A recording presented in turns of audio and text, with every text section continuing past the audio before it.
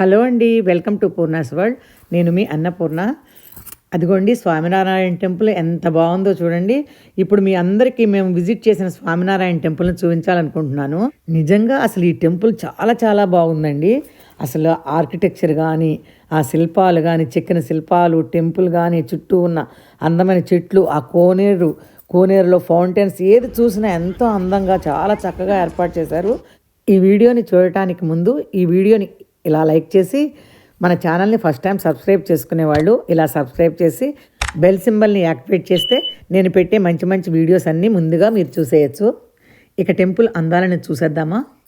ఈ టెంపుల్ 185 ఎకరాల విస్తీర్ణంలో BAPS స్వామినారాయణ సంస్థ ఈ అక్షరధామ్ నిర్మాణాన్ని చేపట్టిందండి. అమెరికాలో అతిపెద్ద హిందూ ఆలయం అక్షరధామం. ప్రాచీన కళాకృతులతో BAPS స్వామినారాయణ సంస్థ న్యూజెర్సీలోని రాబిన్స్ విల్లేలో అక్షరధామ్ పేరుతో ఈ మహామందిరాన్ని నిర్మించింది. అదిగోండి ఆ కనిపించే ఆయనే స్వామినారాయణ. 2011 అక్టోబర్ 6, 8, 9 తేదీలలో BAPS స్వామినారాయణ సంస్థ శంకుస్థాపన చేశారు. ఈ ఆలయం పూర్తవడానికి దాదాపుగా 12 సంవత్సరాలు పట్టిందండి. ఈ ఆలయం 2023 అక్టోబర్ 8న లాంఛనప్రాయంగా ప్రారంభించారు. ప్రముఖ స్వామి మహారాజ్ చేతుల మీదుగా శంకుస్థాపన కార్యక్రమం జరిపించారు. ఈ ఆలయంలో బ్రహ్మకుండ్ అనే పేరు గల భారతీయ సంప్రదాయ మెట్ల చెరువు ఉంది. ఈ చెరువులో గంగా, యమున, సరస్వతి, సరయు నదుల నీటిలో నింపబడి ఉందండి. 108 పవిత్ర నదుల నుంచి నీటిని తీసుకొచ్చి కలిపారంట. ఈ పవిత్ర నదుల నీటితో పాటు యునైటెడ్ స్టేట్స్లో ఉన్న 50 రాష్ట్రాలు మరియు ప్రపంచవ్యాప్తంగా ఉన్న 192 ప్రదేశాల గుండా ప్రవహించే నదుల నీటిని కూడా తీసుకొచ్చి ఇక్కడ కలిపారు. ఇంత పవిత్రమైన జలంతో పునీతమై ఉందండి ఈ ఆలయం. నిజంగా ఈ టెంపుల్ని చూడటానికి 2 కళ్ళు సరిపోవండి, అంత చక్కగా ఉంటుంది. ఆ ఆర్కిటెక్చర్ కానీ, శిల్ప కళాచాతుర్యం కానీ, టెంపుల్ కానీ, చుట్టూ ఉన్న అందమైన చెట్లు, ఆ కోనేరులోని ఫౌంటైన్స్, ఏది చూసినా సరే ఎంతో చక్కగా అందంగా ఏర్పాటు చేశారు. ఈ మందిరాన్ని 19వ శతాబ్దానికి చెందిన ఆధ్యాత్మిక గురువు భగవాన్ శ్రీ స్వామినారాయణకు అంకితం చేశారు. భారత్లో ఉన్న ప్రముఖ దేవాలయాలకు ఏమాత్రం తగ్గకుండా మర్చిపోలేని విధంగా ఈ ఆలయాన్ని తీర్చిదిద్దారండి. యుఎస్లోనే లార్జెస్ట్ హిందూ టెంపుల్గాను, ప్రపంచంలోనే అతిపెద్ద దేవాలయాల్లో 2వ అతిపెద్ద దేవాలయంగాను పేరు పొందిందండి ఈ అక్షరధామం. ఈ ఆలయంలో అడుగడుగున భారతీయ శిల్పకళా నైపుణ్యం, సంప్రదాయం, ఆధ్యాత్మికత ఉట్టిపడుతూ ఉంటుంది. ఇక స్వామినారాయణ విషయానికి వస్తే, స్వామినారాయణ ఏప్రిల్ 3న 1781 అయోధ్య సమీపంలోని చెప్పయ్య అనే గ్రామంలో జన్మించారు. స్వామినారాయణని సహజానంద స్వామి అని కూడా పిలుస్తారండి. స్వామినారాయణ అసలు పేరు నీలకంఠవర్ణి. ఈయన తన చిన్న వయసులోనే సాధువుగా మారిపోయారు. తల్లిదండ్రులు పోయిన తర్వాత ఈయన తన 11వ సంవత్సరంలోనే భారతదేశం అంతటా తిరిగి ఎన్నో సంక్షేమ కార్యక్రమాలు చేశారంట. చివరికి ఆయన గుజరాత్లో స్థిరపడ్డారు. ఉద్ధవ్ సంప్రదాయ నాయకుడికి తన సేవలను అందించారంట. ఈ ఆధునిక హిందూ మతంలో ప్రధాన వ్యక్తి అయ్యాడు. హిందువులంతా స్వామినారాయణుని నారాయణ అవతారంగా భావించి పూజిస్తూ ఉంటారండి. ఈ స్వామినారాయణ టెంపుల్లో మనము స్వామినారాయణుని, రాధాకృష్ణుల్ని, సీతారాముల్ని, శివపార్వతుల్ని అందరినీ దర్శించుకోవచ్చండి. అందరి విగ్రహాలు చక్కగా చెక్కి పెట్టారు. మీరే చూస్తారు కదా, ఈ ఆలయం ఆర్కిటెక్చర్ ఎంతో అద్భుతంగా ఉందండి. ఆ శిల్పాలు, ఆ స్తంభాల చుట్టూ చెక్కిన చెక్కడాలు, ఇవన్నీ చూస్తుంటే శిల్పకళా చాతుర్యం ఉట్టిపడేలా ఈ ఆలయాన్ని నిర్మించారు. అమెరికాలోని వివిధ ప్రాంతాల నుంచి వచ్చిన 12,500 మంది వాలంటీర్లు స్వచ్ఛందంగా ఆలయ నిర్మాణంలో పాల్గొన్నారు. ఇప్పుడు కూడానండి లోపల వాలంటీర్సే స్వచ్ఛందంగా వచ్చి రోజు రెగ్యులర్గా వాళ్ళు వారి సేవలను అందిస్తూ ఉంటారండి. ఈ దేవాలయం నిర్మాణానికి 4 రకాల రాళ్లను ఎంపిక చేశారండి. ఇటాలియన్ కరారా పాలరాయితో ఆలయం యొక్క పైభాగాన్ని అమర్చారు. ఈ పాలరాయిని ఇటలీలో తవ్వి చెక్కడానికి భారతదేశం పంపించి చెక్కిన వాటిని ముక్కలుగా న్యూజెర్సీ తీసుకుని వచ్చి అమర్చారండి. ఇటాలియన్ పాలరాయితో పాటు ఇండియన్ పింక్ స్టోన్ కూడా ఉంది. ఇంకా కొన్ని రాళ్ళు గ్రీస్ నుంచి, ఇతర ప్రాంతాల నుంచి కూడా సేకరించారంట. ఎక్కువ కాలం నిలిచిపోయే విధంగా ఈ ఆలయాన్ని కట్టించడానికి చాలా జాగ్రత్తలు తీసుకున్నారు. లైమ్ స్టోను, శాండ్ స్టోను, భారతీయ పింక్ స్టోన్, మార్బుల్, గ్రానైట్ ఉపయోగించారు. దాదాపుగా 20 లక్షల క్యూబిక్ అడుగుల రాతిని ఆలయ నిర్మాణానికి ఉపయోగించారు. ఎక్కువ సంవత్సరాలు నిలిచిపోయే విధంగా ఈ ఆలయాన్ని కట్టడానికి చాలా జాగ్రత్తలు తీసుకున్నారండి. చల్లని న్యూజెర్సీ శీతాకాలాన్ని తట్టుకునేటట్లు బల్గేరియన్ సున్నపురాయిని ఆలయం వెలుపల భాగాన నిర్మించారంట. ఈ ఆలయంలో సుమారుగా 10,000 విగ్రహాలు, శిల్పాలు ఉంటాయి. భారతీయ వాయిద్య పరికరాలు, అనేక నృత్య భంగిమలు, అందమైన శిల్పాలను చెక్కారండి. స్వామినారాయణ టెంపుల్ టైమింగ్స్ అండి, ఉదయం 9 గంటల నుంచి 7 గంటల 30 నిమిషాల వరకు ఉంటుందండి. షయానా కేఫ్ ఉదయం 11 గంటల నుంచి రాత్రి 8 గంటల వరకు ఉంటుంది. అక్షరధామ్ స్టోర్ 9:30 నుంచి రాత్రి 8:30 వరకు ఉంటుంది. ప్రతి మంగళవారం ఈ ఆలయానికి సెలవు అనుకుంటండి. ఇక లోపలికి వెళ్ళి చూద్దాం పదండి.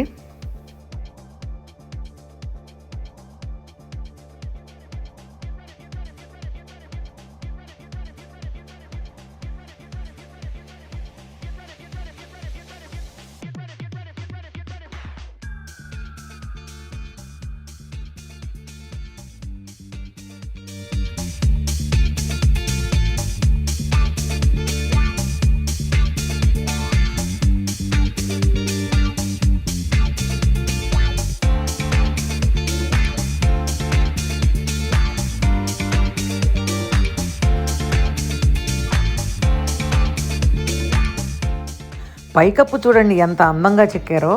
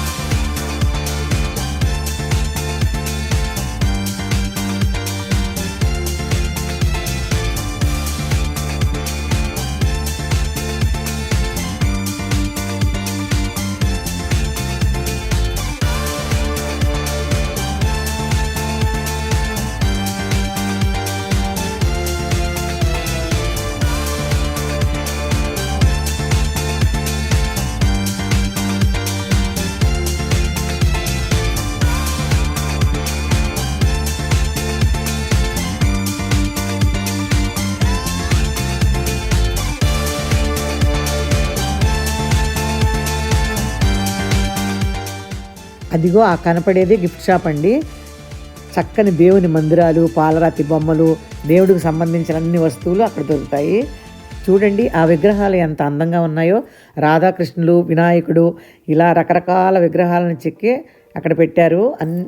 దేవుడి మందిరాలు కూడా చాలా చక్కగా ఉన్నాయండి. వచ్చిన వాళ్ళు అందరూ ఇక్కడి నుంచి కొనుక్కొని వెళ్తూ ఉంటారు. గిఫ్ట్ షాప్ పక్కనే క్యాఫ్టేరియా ఉంటుందండి.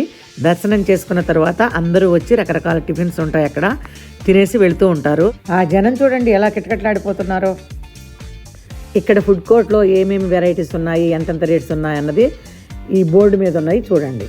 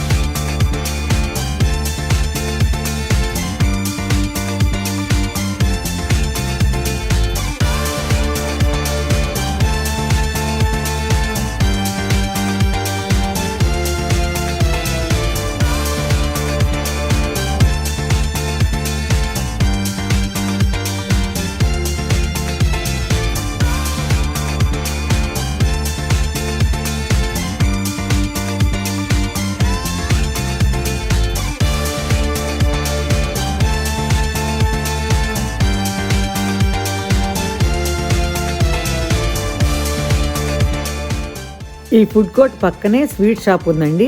అక్కడ అన్ని రకాల స్వీట్స్ హాట్స్ అమ్ముతారు. అన్ని ఫ్రెష్గా చాలా బాగున్నాయి. మేము కూడా తెచ్చుకున్నాము. బయట కన్నా కూడా ఇక్కడ చాలా రేట్స్ తక్కువగా ఉన్నాయి. పౌండ్ బయట $14-15 ఉంటే ఇక్కడ $7-8 మాత్రమే ఉంది. ఈ మందిరానికి వచ్చిన వాళ్ళందరూ స్వీట్స్ హాట్స్ ఇక్కడే కొనుక్కొని వెళ్తూ ఉంటారు.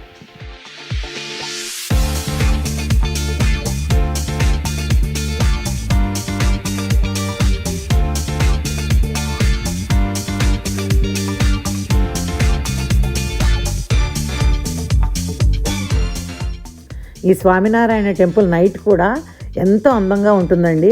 లైటింగ్లో ఈ టెంపుల్ దగదగ మెరిసిపోతూ ఉంటుంది. కలర్స్ కూడా భలేగా మారుతూ ఉంటాయి. అసలు చూడటానికి మాత్రం నైట్ కూడా చాలా అందంగా ఉంటుందన్నమాట. ఈవినింగ్ 7:30 వరకు ఉంటుందండి. అసలు చూడండి ఆ లైటింగ్తో ఎంత కళకళలాడిపోతుందో ఆ మందిరం. అసలు భలే కలర్స్ మారిపోతూ ఉంటాయి అన్నమాట. ఇక్కడ రకరకాలుగా కలర్స్ మారటం అనేది ఈ మందిరం యొక్క స్పెషల్ ఎఫెక్ట్ అండి. నైట్లో కూడా చాలా అందంగా ఉంటుంది. వెళ్ళిన ప్రతి ఒక్కళ్ళు నైట్ వరకు ఉండి చూసే వస్తారనమాట.